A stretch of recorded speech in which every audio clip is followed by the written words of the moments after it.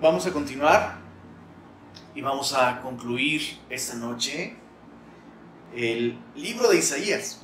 Capítulos 65 y 66 están delante de nosotros y contienen una pequeña vista previa de lo que sucederá en el fin de los tiempos. Y ya hemos dicho que el libro de Isaías es como una Biblia en miniatura, ¿verdad? Que los primeros 39 capítulos de Isaías hacen un énfasis en la justicia de Dios y su llamado a arrepentirnos de nuestros pecados, de la misma manera que el antiguo pacto hacía un énfasis en nuestra condición pecadora y por tanto nuestra necesidad de un Salvador. Los primeros 39 libros de la Biblia, Antiguo Testamento, énfasis en la justicia, en la perfección de Dios y cómo nosotros no damos ese ancho. Primeros 39 capítulos de Isaías hacen lo mismo. Tienen un énfasis en la justicia perfecta de Dios, en contraste con nuestra imperfección, con nuestra maldad, con nuestro pecado y nuestra necesidad de salvación. Y a partir del capítulo 40 vemos este impresionante cambio en el tono del libro, tanto así que algunos incluso sugieren equivocadamente sugieren que este libro lo escribieron dos autores distintos. Un autor, el autor de los capítulos 1 al 39, otro autor, el autor de los capítulos 40 al 66, pero esto por supuesto es completamente falso. Nuestro Señor Jesucristo, el mayor experto en la Biblia, el mejor rabí al que quieres escuchar, Jesús, citando porciones de la primera parte de Isaías y porciones de la segunda parte de Isaías, Jesús le atribuyó la totalidad de este libro a la misma persona, al profeta Isaías. Entonces, no estamos viendo un libro escrito por dos personas de la misma manera que la Biblia completa no es la autoría de muchos personajes, sino de uno solo. Uno solo es el autor de este libro y este autor es Dios. Así que tenemos ante nosotros un vistazo de lo que sucederá en el fin de los tiempos y recordemos, por favor, recordemos que al leer estos capítulos estamos leyendo la palabra de Dios. Así que podemos confiar en ellos, podemos confiar en lo que Dios nos dice sobre el fin de los tiempos. Algunas de estas cosas, te recuerdo, en términos de profecía, la profecía bíblica siempre tenía un cumplimiento parcial que apuntaba a un cumplimiento absoluto en el futuro. Entonces tenemos que poner los lentes bifocales. Algunas de estas cosas que vamos a leer aquí ya tuvieron un cumplimiento parcial en la historia de Israel, pero aún falta un cumplimiento pleno y absoluto en el futuro cuando Cristo vuelva por segunda vez. Entonces, Isaías capítulo 65 dice así: fui buscado por los que no preguntaban por mí, fui hallado por los que no me buscaban. Dije a gente que no invocaba mi nombre, heme aquí, heme aquí. ¿De qué está hablando esos versículos? ¿Cómo está eso de que fui buscado por los que no preguntaban por mí, fui hallado por los que no me buscaban? Este pequeño versículo está hablando de la iglesia. La Biblia nos enseña, en el libro de Romanos, escrito por Pablo, la Biblia nos enseña que ya que Cristo a lo suyo vino y los suyos no le recibieron, Dios abrió la puerta de la salvación a todo el que quisiera. Y ahí es donde entraron los gentiles, es decir, todos aquellos que no son judíos, todos aquellos que no conocían la historia de Abraham, de Isaac y de Jacob, todos aquellos que no tenían un pacto con Dios, que no eran parte del pueblo de Dios, todos aquellos que no buscaban al Dios de Israel porque no sabían de Él, todos aquellos que no le buscaban, respondieron a este llamado soberano, lleno de gracia de parte de Dios, de venir y ser salvos por medio de la fe en Cristo Jesús. Y la Biblia nos dice, Romanos capítulo 11, no vayas para allá, Romanos 11, verso 25 en adelante, solo te voy a leer el verso 25. Romanos 11, 25, Pablo dice esto sobre aquellos que no le buscábamos y que fuimos salvos. Nos da esta exhortación, dice Romanos 11:25, porque no quiero, hermanos, que ignoréis este misterio, para que no seáis arrogantes en cuanto a vosotros mismos, que ha acontecido a Israel endurecimiento en parte hasta que haya entrado la plenitud de los gentiles, y luego todo Israel será salvo, como está escrito. Entonces, la Biblia es muy clara con respecto a que sí, su pueblo le rechazó, y Dios, en respuesta a este rechazo de Israel, abrió la puerta de la salvación a aquellos que no la buscaban. Y ahí estamos tú y yo.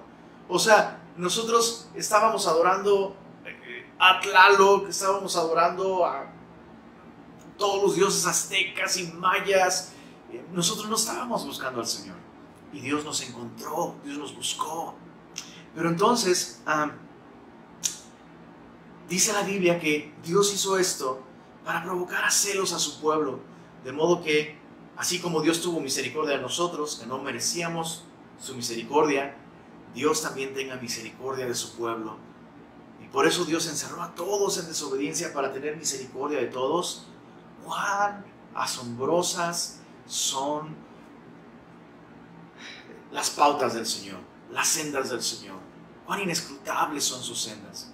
Entonces vemos cómo la iglesia está anunciada en Isaías capítulo 65 y solo somos un versículo. Eso es increíble. Y eso me habla de la brevedad, de eso, de lo breve de este tiempo que Dios ha determinado, el tiempo de la iglesia, el tiempo de los gentiles. La era de la iglesia es una era muy breve. Dices, Lenin, llevamos 2000 años, pero para el Señor 1000 años son como un día. Así que nuestro tiempo como iglesia es muy breve, y la Biblia me habla de esta plenitud de los gentiles. Hay un número específico de personas. Dios sabe cuántos gentiles van a recibirle, y Dios sabe ese número específico de gentiles. Dios sabe cuál es ese último gentil que va a decir, sí, acepto la gracia salvadora de Dios por medio de Cristo. Y la Biblia nos dice que una vez que se haya cumplido esa plenitud, en el momento en el que ese último gentil no judío venga a la salvación por medio de Cristo, en ese momento termina la era de la iglesia. Cristo, con voz de mando, con voz de arcángel y con trompeta de Dios, nos llamará. Seremos arrebatados juntamente con todos aquellos que han muerto en Cristo. Seremos arrebatados para recibir al Señor en las nubes, y por siempre estaremos con Él. Así que si tú estás escuchando esto el día de hoy, y tú sabes que no eres judío, y tú sabes que no le has entregado tu vida a Cristo, te rogamos, por favor, ven a Cristo, recibe salvación, recibe el perdón de tus pecados. Solamente tienes que confiar en Jesús. Él pagó en la cruz del Calvario para la salvación de todos los hombres. Y tal vez tú eres el último gentil que está destinado a entrar en este pacto de gracia y de salvación por medio de la fe en Cristo. ¿No sería magnífico que el último gentil que entró a la iglesia se convirtió escuchando una transmisión de una iglesia en Monterrey? Sería maravilloso. Sería maravilloso. Dios se manifestó a aquellos que no le buscaban. Dios extendió sus brazos diciendo, heme aquí, aquellos que no preguntaban por Él. Y la Biblia nos enseña claramente, no hay quien busque a Dios, no hay ni siquiera uno. Es Él el que nos busca a nosotros. Bueno, aquí tenemos este pequeño paréntesis llamado iglesia en un solo versículo. Pero a partir del verso 2 en adelante, Dios se dirige una vez más a su pueblo. Y Dios dice, bueno, voy a tener misericordia de gente que nunca me invocó, pero a ustedes no los he desechado. Dios no ha desechado a su pueblo, pero Dios no va a dejar a su pueblo en su pecado, en su idolatría. Dios no los va a dejar en su rebelión. Dios va a permitir que ellos sean llevados en cautiverio, y esto para corregir, esto para disciplinar a su pueblo, de modo que puedan aprender a poner su confianza en el Señor y a no confiar más en los ídolos que no salvan, que no son Dios. Dice el verso 3, dice así. Verso 2. Extendí mis manos todo el día a pueblo rebelde, el cual anda por camino no bueno, en pos de sus pensamientos. Pueblo que en mi rostro me provoca de continuo a ira, sacrificando en huertos, esto es, ofreciendo sacrificios paganos a dioses falsos, a ídolos, y estas prácticas de sacrificios en huertos, en lugares altos, involucraban en el 90% de los casos actos inmorales, vergonzosos. Verso 3, sacrificando a huertos, quemando incienso sobre ladrillos, hablando de todas estas, incluso deidades como la fortuna, el destino, todo este asunto de ser uno con el universo, la madre naturaleza, el padre tiempo, prácticas orientales. Observar esto, que Dios dice, hey, mi pueblo empezó a hacer todo esto, sacrificando en huertos, quemando incienso sobre ladrillos. Y luego dice el verso 4, que se quedan en sepulcros y en lugares escondidos pasan la noche. Ese asunto de quedarse en sepulcros tiene que ver con invocar el espíritu de los muertos. Invocar el espíritu de los muertos. Verso 4, que comen carne de cerdo y en sus ollas hay caldo de cosas inmundas. Tú lo sabes, la Biblia incluía muchas restricciones dietéticas, muchísimas restricciones dietéticas que tenían el propósito de preservar la salud de la nación de Israel. Y tú y yo lo sabemos, no es que comer cerdo realmente, o sea, no es un pecado moral. Para el pueblo de Israel esta restricción tenía el propósito, repito, de guardar la salubridad, la salud del pueblo de Israel y digámoslo así, la consecuencia de comer carne de ese tipo, ¿no? O de tocar un muerto, por ejemplo, lo cual también te contaminaba ceremonialmente. No es que eso fuera pecado, pero si hacías estas cosas, Dios tenía normas y Dios decía, bueno, no puedes participar de la adoración colectiva.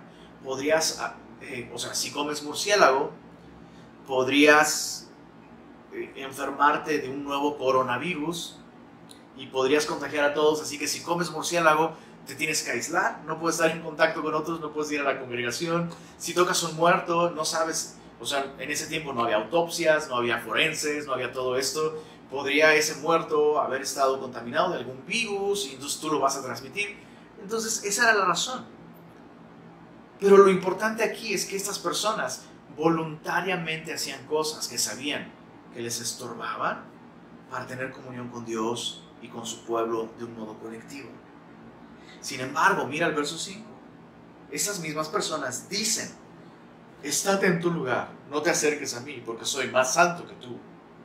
Y dice Dios, estos son humo en mi furor, fuego que arde todo el día. Hay un par de rasgos aquí sobre estas personas que debemos meditar con profundidad. Dios dice, todos estos son humo en mi furor, arden todo el día. Es decir, todo el tiempo están constantemente provocando la ira de Dios. ¿Por qué? ¿Por qué? Dos actitudes. La primera, y esa es la más alarmante, hipocresía. Ellos están actuando y haciendo cosas que Dios ha dicho que no hagan, pero no las reconocen, no lo admiten, no admiten su culpa, no admiten su desobediencia, no admiten su rebeldía. Simplemente dicen, no, yo estoy súper bien, yo soy súper santo. Es más, no te acerques, soy más santo que tú. Hipocresía. Es la primera actitud que Dios dice, no soporto eso. Es humo en mi furor. Pero además, esa expresión humo en mi furor podría traducirse como el humo que hace que yo entre en furor. El 10 de mayo, justamente hace un par de días, le hice hamburguesitas a mi esposita en el asador.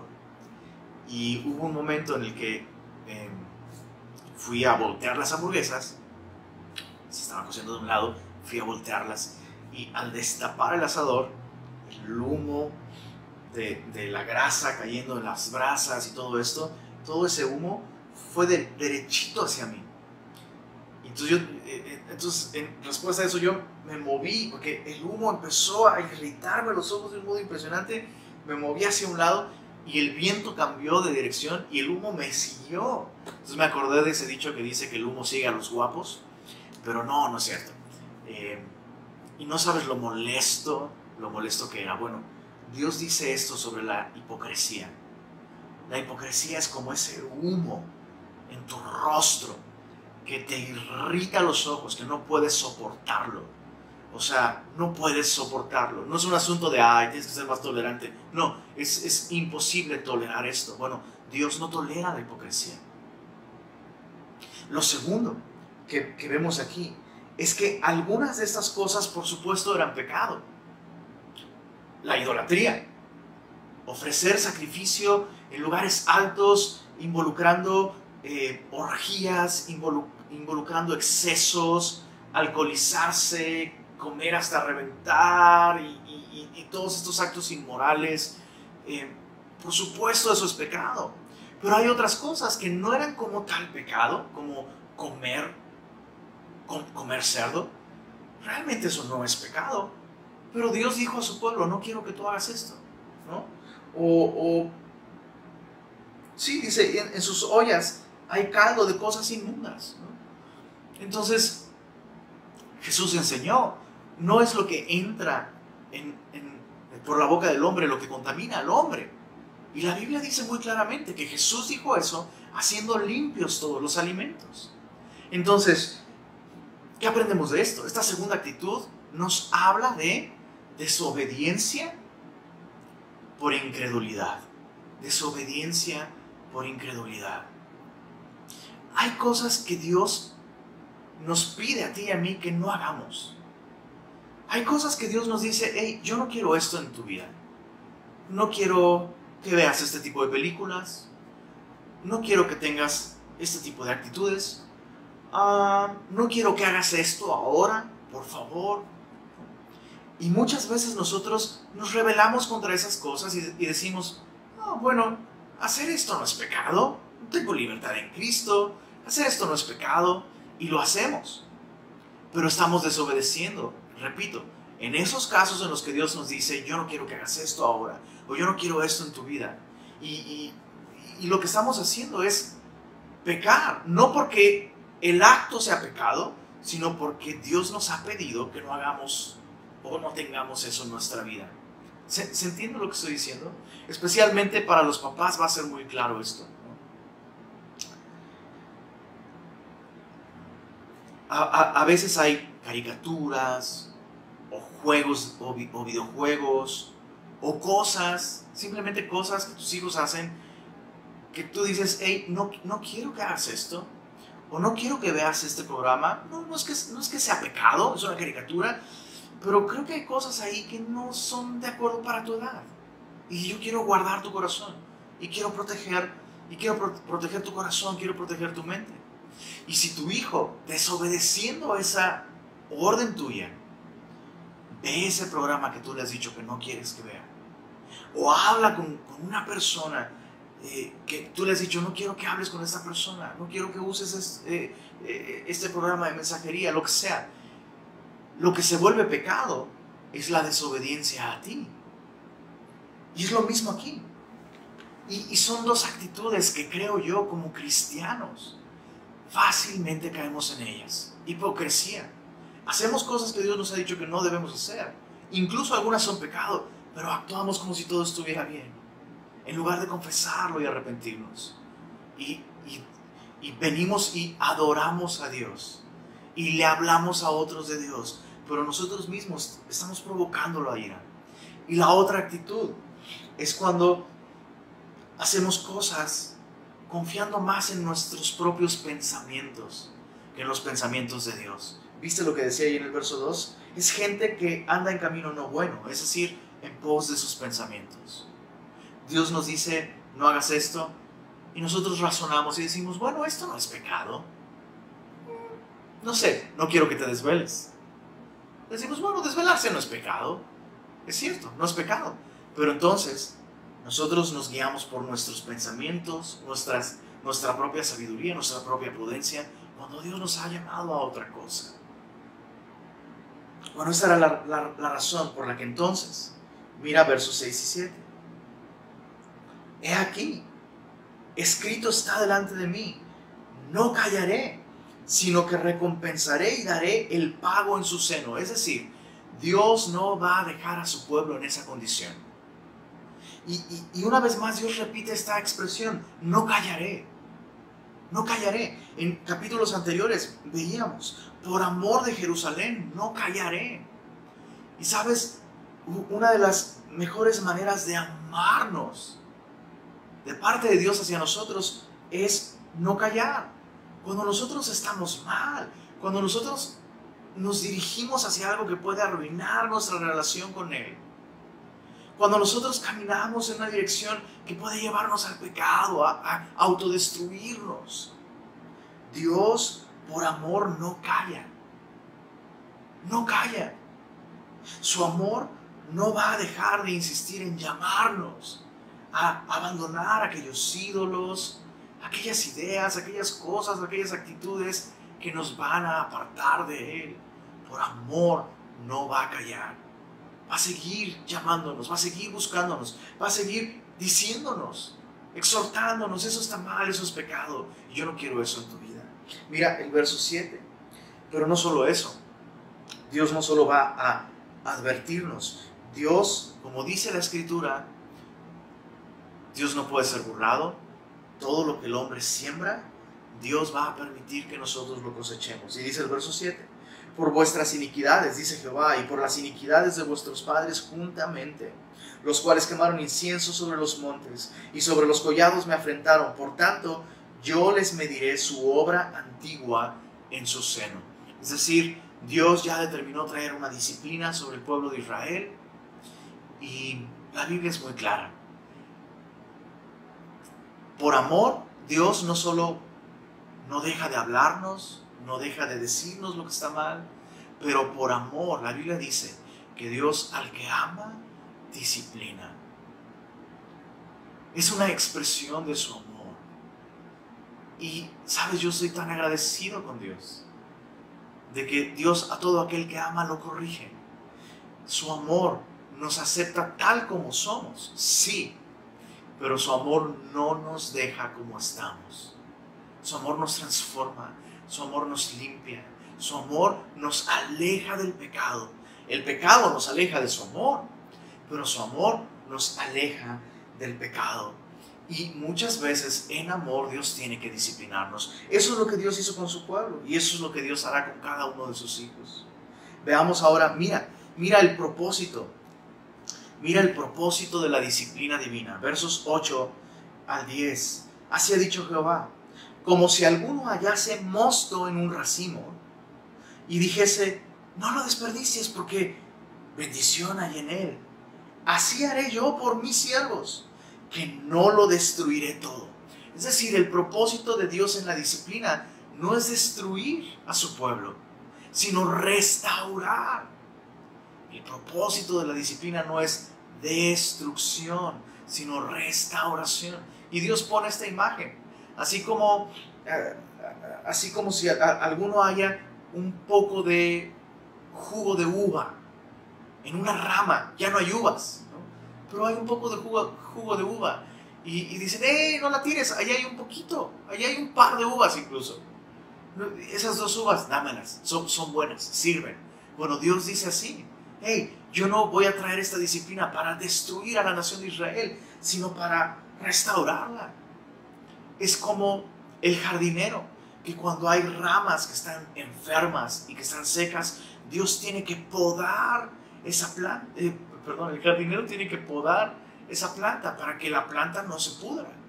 Bueno, lo mismo aquí Dios muchas veces en su disciplina lo que hace es podar aquellas cosas, aquellos hábitos, aquellos aspectos de nuestra personalidad que están contaminados por el pecado. Y Dios no lo hace para destruir, sino para restaurar. Mira verso 9. Sacaré descendencia de Jacob y de Judá, heredero de mis montes. Y mis escogidos poseerán por heredad la tierra, y mis siervos habitarán allí. Y será para Sión habitación de ovejas, y el valle de Acor para majada de vacas, para mi pueblo que me buscó.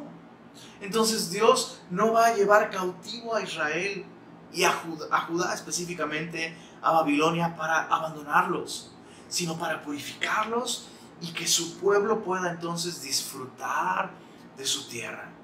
Dios desea restaurar a su pueblo y por tanto trae disciplina, trae amonestación. Por eso la Biblia nos exhorta: no desmayes cuando eres reprendido por Él.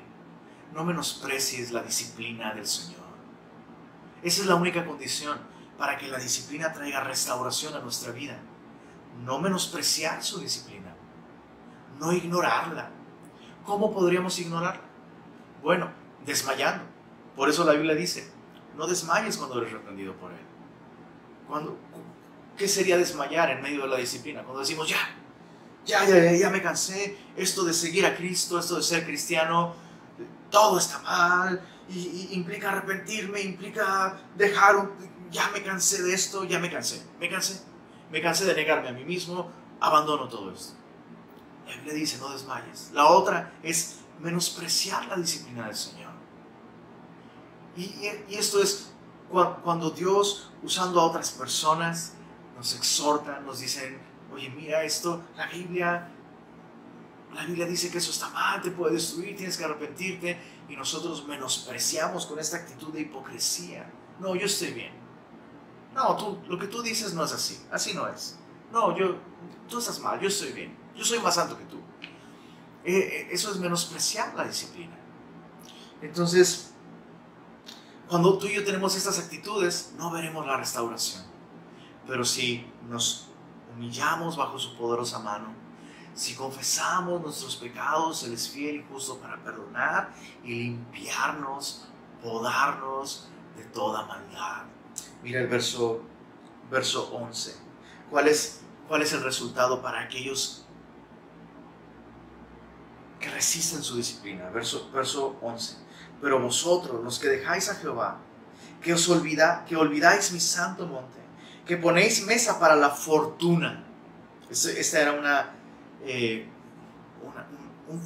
ídolo. Esa era una deidad falsa que el día de hoy, ojo, el día de hoy estos ídolos siguen por ahí con otros nombres, ¿no? Horóscopo, por ejemplo. Un cristiano no tiene absolutamente nada que hacer leyendo los horóscopos. Un cristiano no debería poner su confianza en esas cosas, la fortuna, ¿no? O la suerte. Es lo mismo, el destino, el universo. No. Nuestra vida es gobernada por una persona, el Dios vivo y verdadero. Bueno, ellos ponían mesa a la fortuna. Dice: y suministráis libaciones para el destino. Verso 12. Yo también os destinaré a la espada. En español, solamente esta línea tiene este juego de palabras. Bueno, ustedes tanto temen al destino, pues ahora yo voy a determinar un destino para ustedes. Pero realmente Dios está haciendo un juego de palabras con fortuna y con destino. Verso 12. Yo también os destinaré a la espada, y todos vosotros os arrodillaréis al degolladero, por cuanto llamé y no respondisteis, hablé y no oísteis, sino que hicisteis lo malo delante de mis ojos y escogisteis lo que me desagrada. ¿Sabes? Es una descortesía dejar a alguien en visto. Probablemente te ha pasado, te lo han hecho y lo has hecho, ¿verdad? Cuando dejas a alguien en visto, te mandan un mensaje, lo ves pero no contestas, ni siquiera una manita, ¿no? O un ok. Pero dejar a Dios en visto,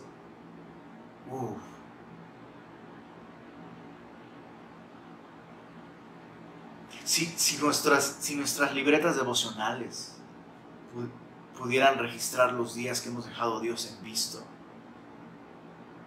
qué terrible es que Dios nos llame y nosotros no respondamos.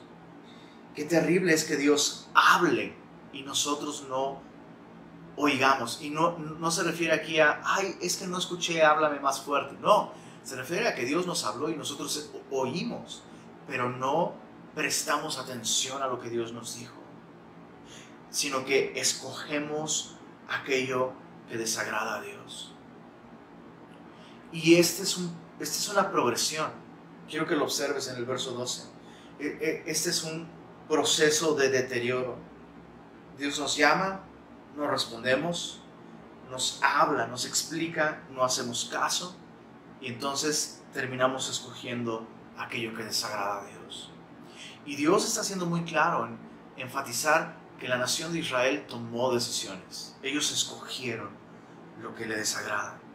Y eso es lo mismo con nosotros. Es lo mismo con nosotros. Algunas veces culpamos incluso al diablo, ¿no?, por las cosas malas que hacemos. Pero el diablo no puede pecar por nosotros. Cada vez que nosotros pecamos, estamos escogiendo hacerlo. ¿Cómo podríamos cambiar esto? Bueno, nosotros no podemos.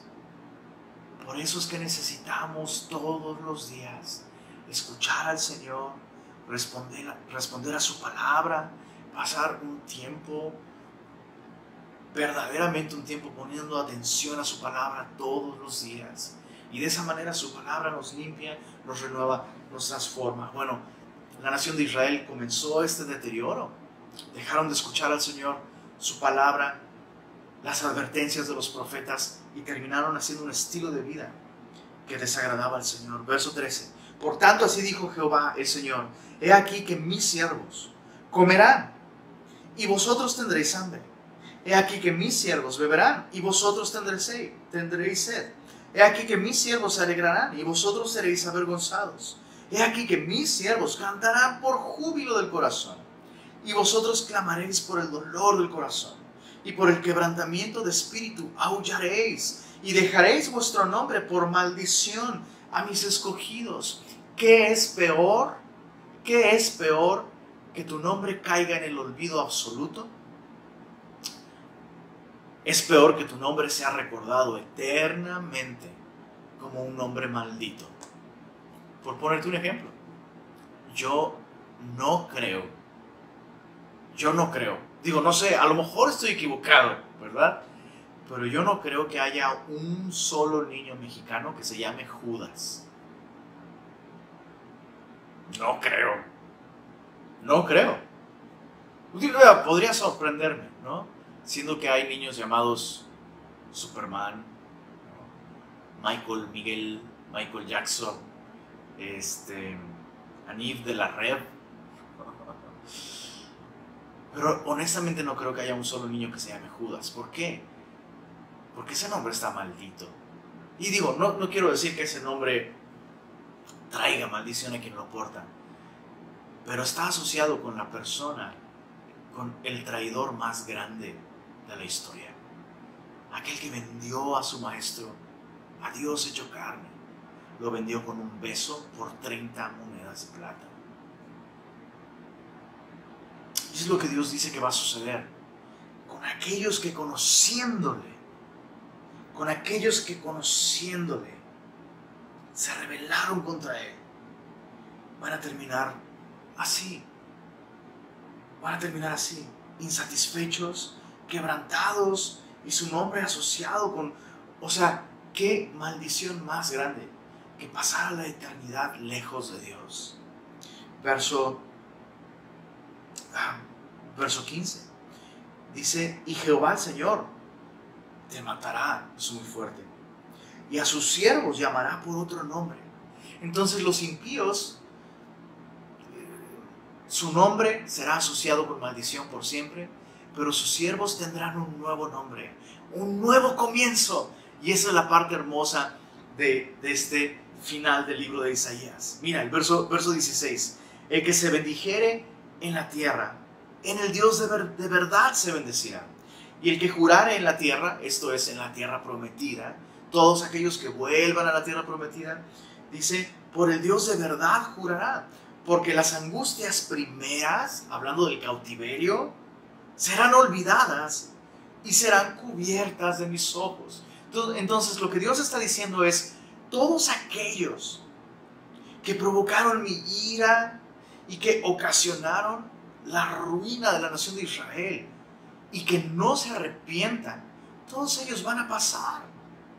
Pero aquellos que se arrepientan, aquel remanente que se vuelva a mí, aquel remanente que se arrepienta de esa vida de idolatría y regrese a mí de todo corazón, yo les voy a dar un nuevo nombre y les voy a dar un nuevo comienzo y les voy a permitir volver a la tierra y van a disfrutar de tanta paz, de tanto gozo, de tanta bendición, que van a olvidar por completo que alguna vez estuvieron en tierra ajena, en Babilonia, lejos, cautivos, sin esperanza y sin Dios. Van a olvidar eso.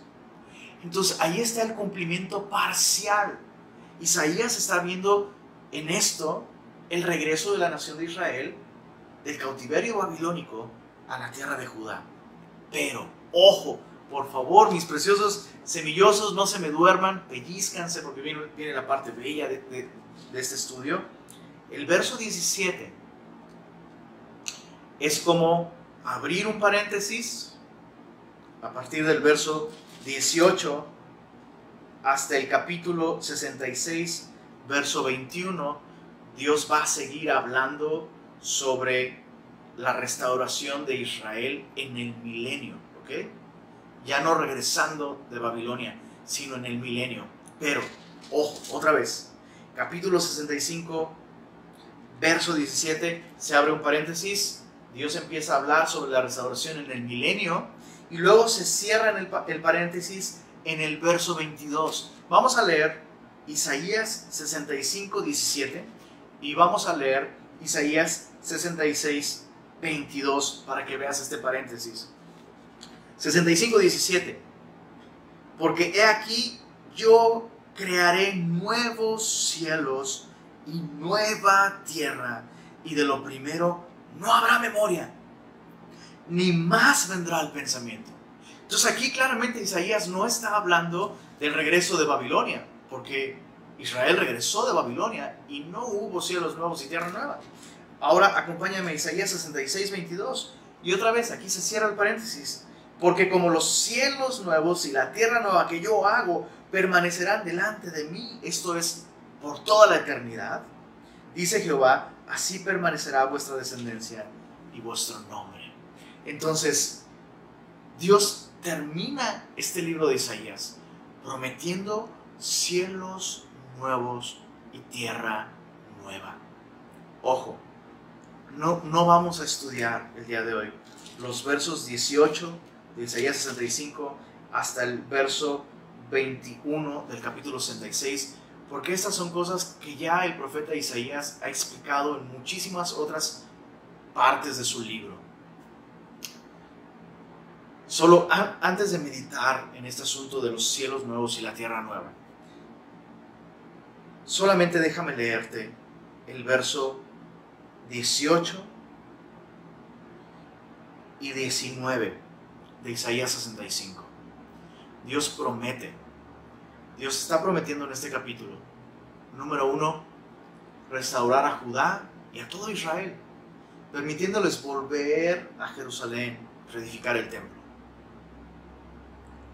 Isaías ya habló de eso.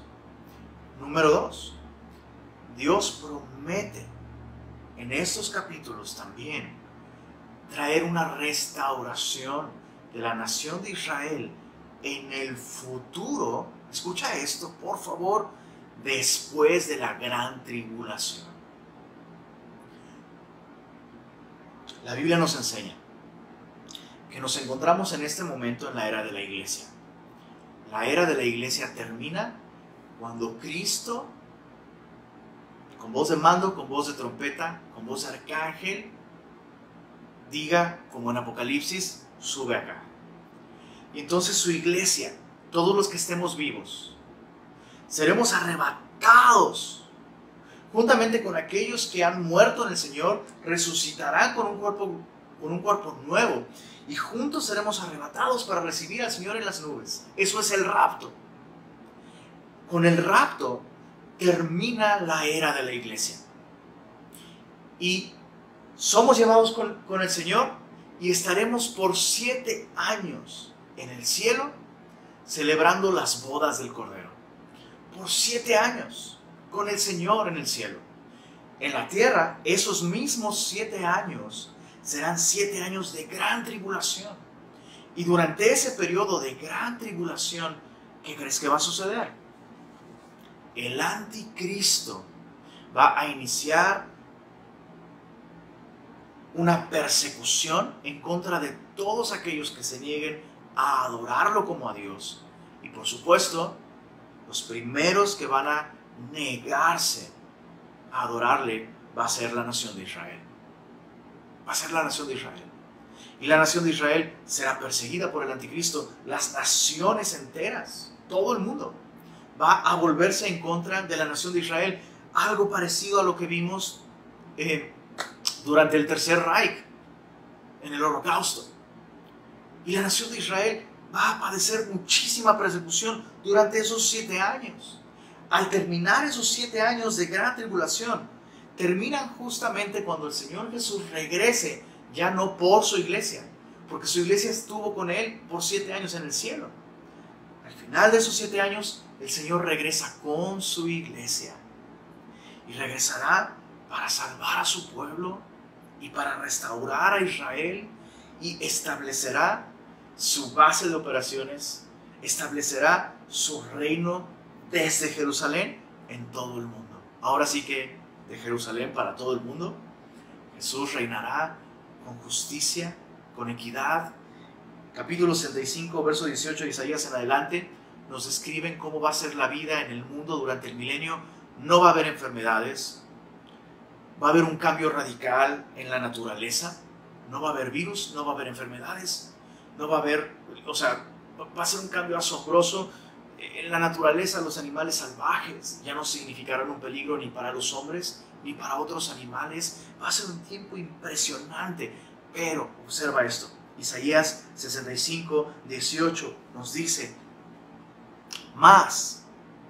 Entonces otra vez, verso 17 fue un paréntesis, verso 18 está hablando de otra cosa, pero más, os gozaréis y os alegraréis para siempre en las cosas que yo he creado, porque he aquí que yo traigo a Jerusalén alegría y a su pueblo gozo.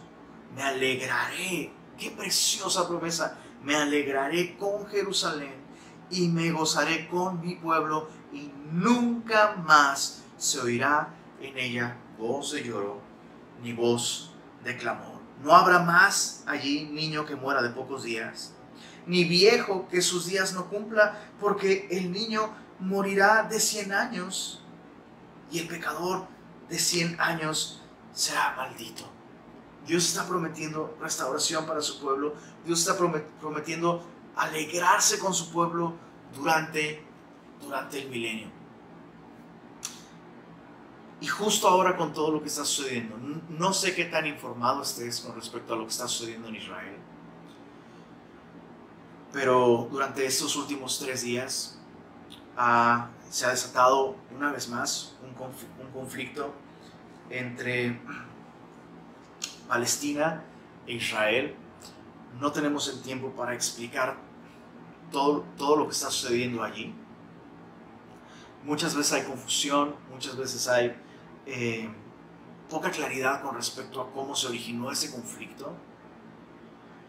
Pero quiero aclarar 2 cosas.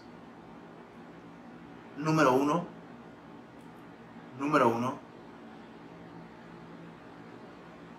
no todo lo que la nación de Israel hace el día de hoy es algo aprobado por Dios.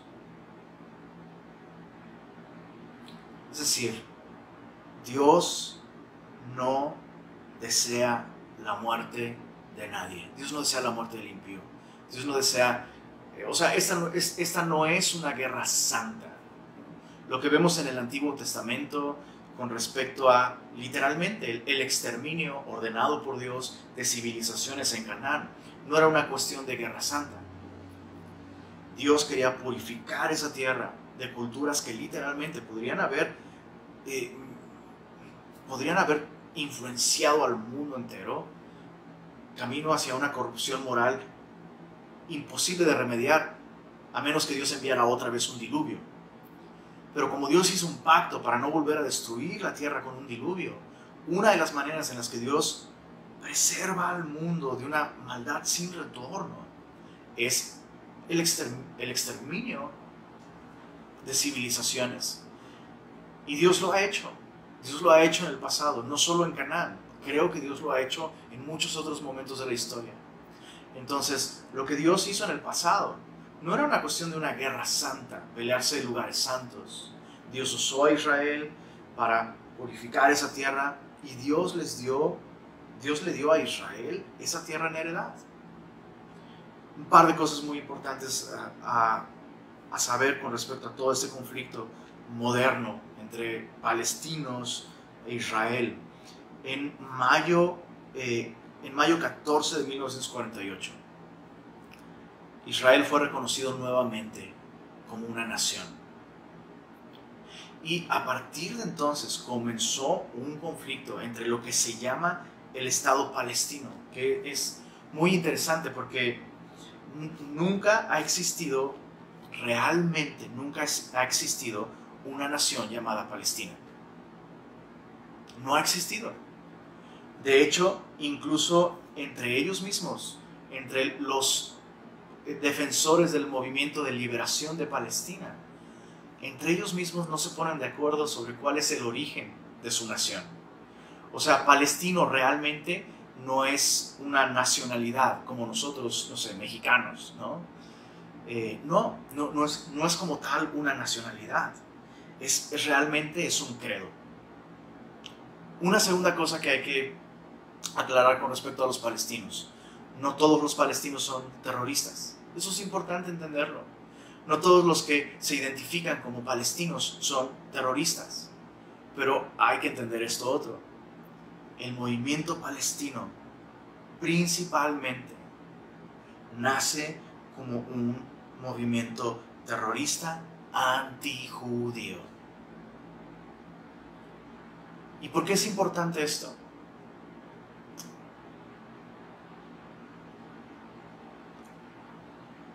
Veo a algunos cristianos muy conflictuados, turbados incluso, no sabiendo cómo entender y cómo procesar lo que está sucediendo, e incluso de pronto cuestionando la bondad de Dios al permitir que haya estos conflictos. Escucha esto: el conflicto entre palestinos y judíos tiene en su corazón, por parte de Palestina, realmente, en su corazón, el negar la historia, el negar la relación de la nación de Israel con la tierra prometida. Y al hacerlo, lo que estás haciendo básicamente es negar la Biblia. Entonces, solo por ponerte un ejemplo, Hamas, el 23 de marzo de 2012, en una conferencia de prensa, el ministro interior de seguridad vinculó el origen de los palestinos con Egipto. Tienen raíces egipcias, según el ministro interior de seguridad, raíces egipcias y también raíces árabes. Pero ni una sola tribu palestina identifica sus raíces con Canaán. Algunos incluso aseguran que son descendientes de los habitantes de Jericó, pero ninguno de ellos se pone de acuerdo. Y si tú investigas te das cuenta que realmente es así. No son realmente una nación. Entonces, ¿de dónde viene este concepto de Palestina? Para empezar, palestino no es una palabra ni siquiera árabe. Palestino es una palabra latín. Y esto se debe a que el emperador romano Adriano, completamente antisemita, le dio ese nombre a la tierra de Israel para avergonzar a los judíos, haciéndoles de alguna manera, negando que ellos tenían el derecho de ocupar esa tierra. Entonces, con todo esto, yo sé que es un poco complicado tal vez, pero ¿por qué es importante? Repito, porque en el corazón de todo ese conflicto se encuentra el negar algo que históricamente, arqueológicamente, pero más importante, bíblicamente, Dios ha determinado. Israel es su pueblo y Jerusalén es la capital de la nación de Israel. Es así de simple. Puedes investigar más al respecto. Solo quisiera comentar un dato histórico que sigue siendo también importante para este tema. El ministro de Defensa israelí, que llevó al ejército israelí a la victoria en la Guerra de los 6 días. ¿Recuerdas que después de que Israel fue reconocido como nación en 1948, comenzaron los conflictos? Y el movimiento palestino tomó el control de la ciudad de Jerusalén en la región este, que justamente es la región que el día de hoy está en disputa, ¿no?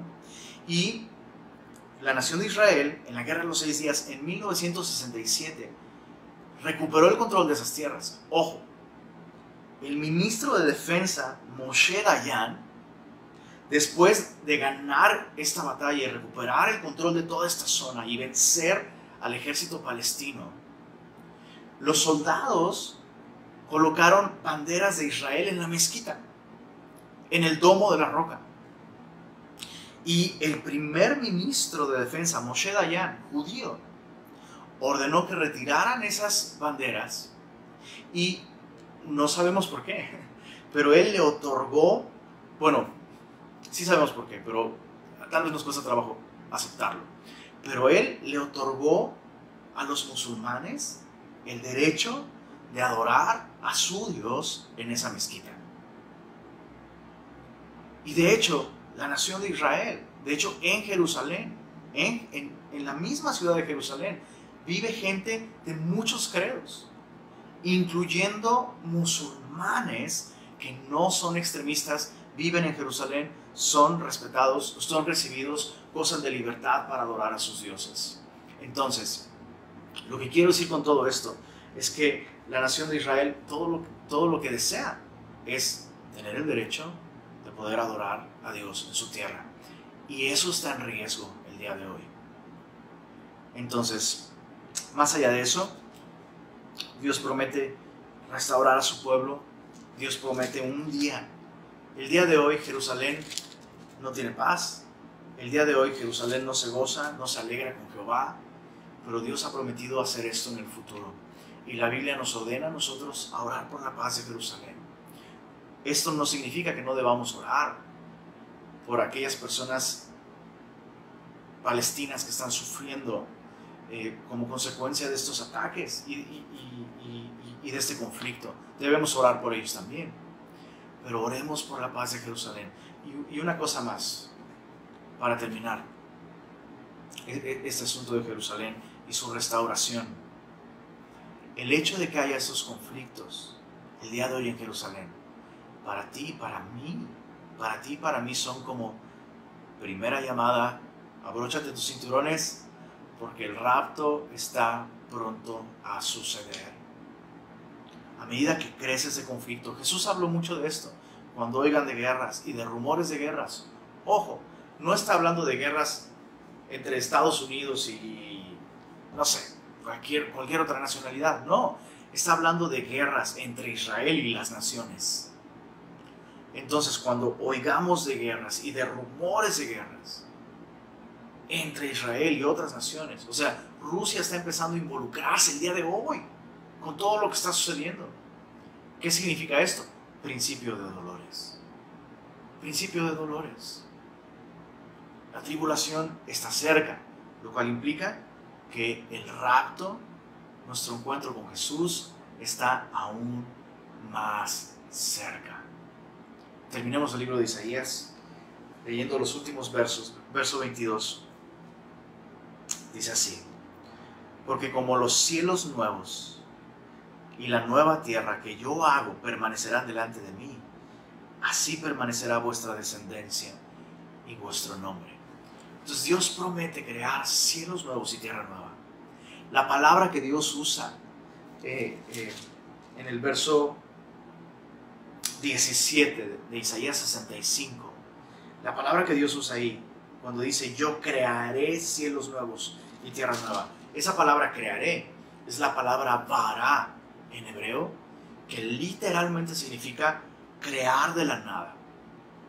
En hebreo hay otra palabra para referirse a crear por medio de una materia prima, pero bara es crear sin materia prima.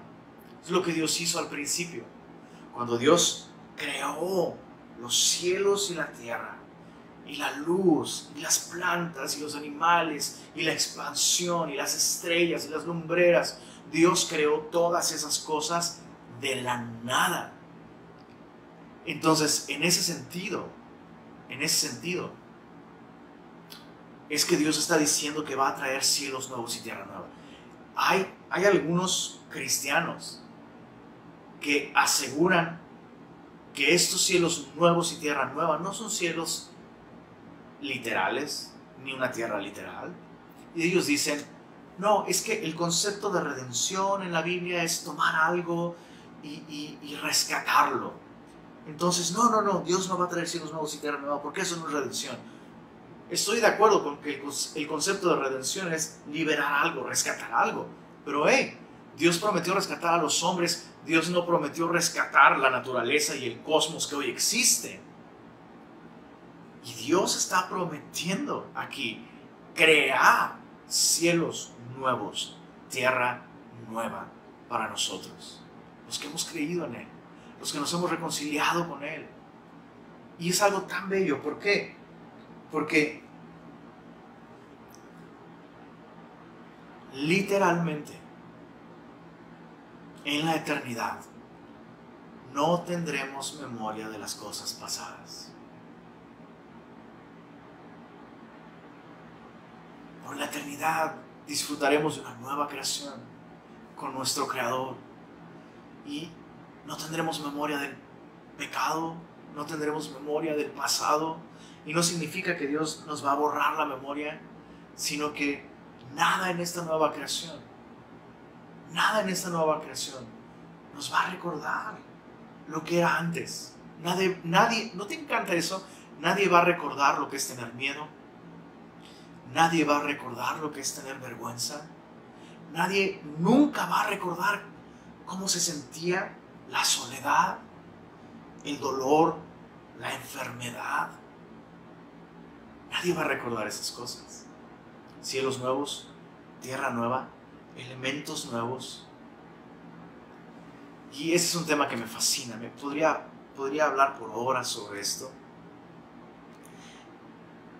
Pero me fascina pensar que tendremos una nueva creación que descubrir, con nuevos elementos. En una de esas tal vez el vibranio será un elemento que exista. No lo sé. O el adamantium. Pero habrá nuevos elementos, lo cual implica que habrá nuevas leyes. Nuevas leyes de física, nuevas leyes de química, nuevas cosas que descubrir, nuevas tecnologías. Me pregunto si los árboles serán iguales o tendremos árboles versión 2.0. En fin, Dios promete esto: cielos nuevos, tierra nueva. Y mira, verso 23, lo más hermoso. Verso 23, de mes en mes y de día de reposo en día de reposo, vendrán todos. Subraya eso en tu Biblia. Vendrán todos a adorar delante de mí, dijo Jehová. Paréntesis. Dios dice, vendrán todos. No dice, se conectarán todos, sino vendrán todos. Tendremos el enorme privilegio de presencialmente estar ante Él y adorarle. Pero ¿cómo podrán todas las naciones subir una vez a la semana? Porque aquí dice de día de reposo en día de reposo, de mes a mes, vendrán todos a adorar delante de mí. No sé cómo será posible. Repito, habrá nuevas tecnologías. Tal vez la teletransportación será algo que sea posible en ese futuro, en esos cielos nuevos y tierra nueva. Tal vez sabremos volar. No lo sé. Solo sé que Dios hará posible que todas las naciones suban y le adoren. Y cómo anhelo. ¿Puedes imaginar por un momento eso? ¿Puedes imaginar el mundo entero reunido en esa tierra nueva? Que, repito, podría hablar por horas sobre esto. Esa tierra nueva va a tener nuevas dimensiones. Cuando estudias el libro de Apocalipsis, capítulos 20 y 21, y ves las dimensiones de la nueva ciudad de Jerusalén. Las dimensiones de la ciudad de Jerusalén son las mismas en altura, en anchura. Y si tú ves la distancia de la ciudad de Jerusalén en el libro de Apocalipsis, no vayas para allá, solo quiero encontrar una nota porque ahí tengo esta nota. La dimensión de la ciudad, la nueva ciudad de Jerusalén, será de 2,200 kilómetros por los 4 lados y en lo alto también. ¿Te imaginas una ciudad con un muro de 2,200 kilómetros de alto? ¿Cuál es la altura del Cerro de la Silla? No sé, los regios sabrán. Pero me imagino que es más alto que esto. 2,200 kilómetros de alto. Y las dimensiones de la ciudad en cubo, ¿ok? En cubo, igual por todos lados. 2,200 kilómetros. Y dices, pues me quedo sin idea porque no sé cuántos son 2,200 kilómetros. 2,200 kilómetros son exactamente la distancia que hay desde la ciudad de Monterrey a la ciudad de Costa Rica. De Monterrey a Costa Rica, 2,200 kilómetros. Imagínate una ciudad de esas dimensiones. Allí vamos a vivir tú y yo y la nación de Israel. Va a ser maravilloso. La iglesia va a estar ahí, ataviada como una novia, dice Juan. La vi descender del cielo. La ciudad, refiriéndose a la ciudad, la gran ciudad. Repito, no es Monterrey. La gran ciudad no es Monterrey. Lo siento, enójate conmigo si quieres. Pero la gran ciudad es esta gran ciudad que Dios nos promete, la Nueva Jerusalén. Terminamos con verso 24. Observa esto. Y saldrán y verán los cadáveres de los hombres que se rebelaron contra mí, porque su gusano nunca morirá, y su fuego se apagará, y serán abominables a todo hombre. Y dices, me hubiera encantado que Isaías terminara en el verso 23. ¿Qué es esto? ¿Por qué terminar un libro que al final nos apunta a la esperanza del cielo viniendo a la tierra? Dios descendiendo a morar con nosotros, creando nueva tierra, cielos nuevos. ¿Por qué, después de decirme que el mundo entero podrá adorar al Señor, por qué Isaías termina con esta nota tan oscura en la que se menciona que en algún momento, ojo, el texto no está diciendo que por la eternidad veremos cadáveres de hombres que se rebelaron contra él? No, recuerda que Isaías está viendo cosas que tienen que ver con el futuro, cielos nuevos y tierra nueva, y cosas también que tuvieron un cumplimiento inmediato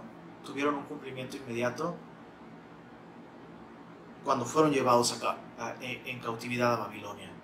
Y una de las cosas que sucedieron fue que cuando fueron llevados cautivos a Babilonia, después de que la ciudad estuviera sitiada por muchos días, mientras los sobrevivientes fueron llevados cautivos, lo que veían sus ojos era exactamente esto: los cadáveres de todos aquellos que no confiaron en el Señor, no se arrepintieron de su pecado, no creyeron las advertencias de los profetas, pese a que Dios habló desde temprano y sin cesar. Y estas mismas palabras, ojo, estas mismas palabras de Isaías 66:24 fueron pronunciadas por Jesús en Marcos capítulo 9.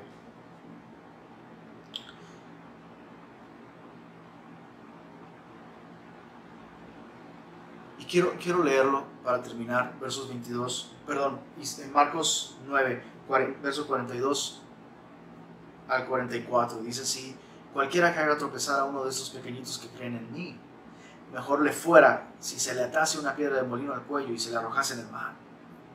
Si tu mano te fuera ocasión de caer, córtala, porque mejor te es entrar en la vida, subraya vida, manco, que teniendo dos manos ir al infierno, subraya el infierno, al fuego que no puede ser apagado, donde el gusano de ellos no muere y el fuego nunca se apaga. El resto de la porción sigue usando el mismo lenguaje.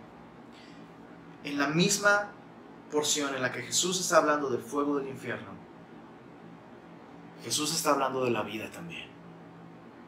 Por eso es que Isaías, después de hablar de la vida eterna que vamos a disfrutar con Él, Isaías también habla de la perdición eterna, que es una realidad.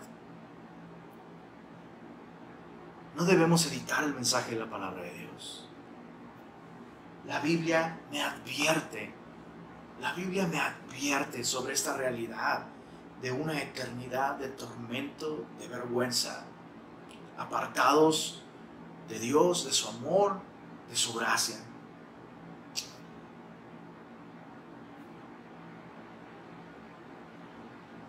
Y muchas veces predicamos la salvación en Cristo. Recuerda que Isaías, el nombre Isaías, significa Jehová es salvación, ¿verdad? Y muchas veces hablamos de la salvación en términos positivos, y claro que sí, porque salvación significa conocerlo a Él. Esa es la vida eterna, que lo conozcamos a Él. Y la salvación es del Señor, y la salvación incluye perdón y gracia. Pero debemos recordar que el Señor nos está salvando, pero nos está salvando ¿de qué? No solo nos salva de nuestro pecado en el presente, nos está salvando de una eternidad en el futuro, una eternidad de castigo, de tormento, de soledad, de ira.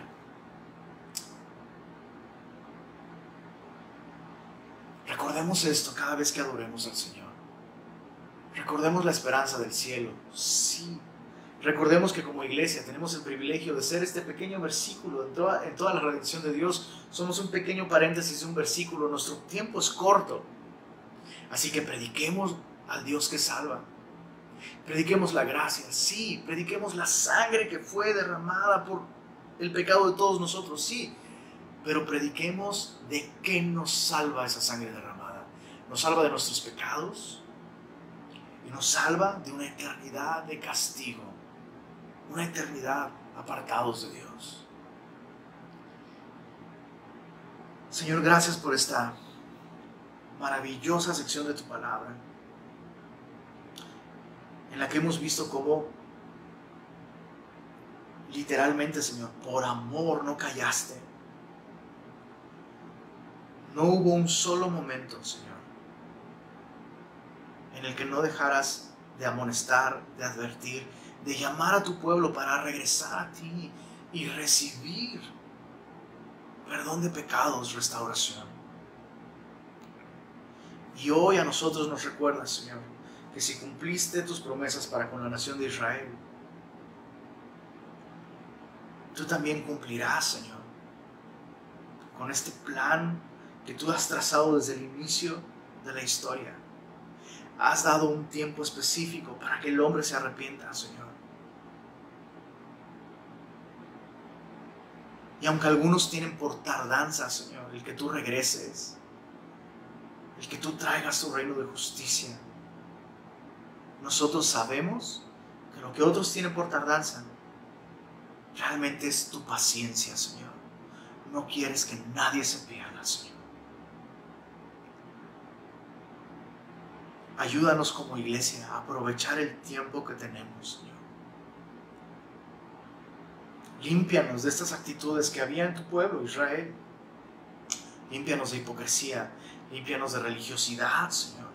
Líbranos de andar en nuestros pensamientos, distraídos con el aquí y el ahora, sabiendo que se acerca una eternidad, que para algunos significará, sí, cielos nuevos y tierra nueva, para nosotros, Señor.